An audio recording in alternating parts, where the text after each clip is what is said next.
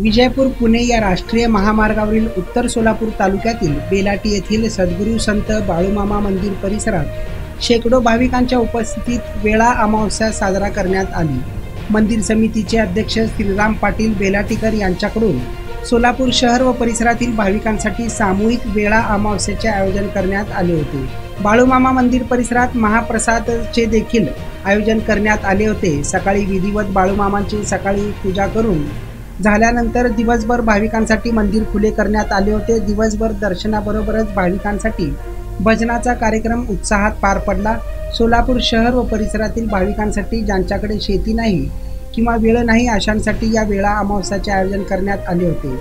यावेळी मंदिर समितीचे अध्यक्ष बेलाटीकर पाटील, मंदिर समितीचे सचिव श्रीकांत पाटील बेलाटीकर, सुनीता पाटील बेलाटीकर शेंडगे यांच्यासह असंख्य भाविक मोठ्या संख्येने उपस्थित होते। नारायण घंटे, लोकप्रधान न्यूज, बेलाटी।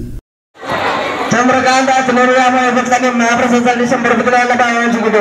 श्रीराम हनुमंतराव पाटील, बाळूमामा ट्रस्टचे अध्यक्ष। आज दर अमावस्या वार गुरुवार आज येळ अमावस्या निमित्त आज बाळूमामाच्या प्रसादासाठी सोय केलेली आहे। आज पंचक्रोशीचे भाविक भक्त 20 ते 25,000 सकाळपासून लोक इथं प्रसादाचा लाभ घेत आहेत। तर अशीच बाळूमामावर सगळ्या पंचक्रोशीतल्या भक्ताची सरदार राहावी आणि दररोज इथं अन्नक्षेत्र चालू आहे।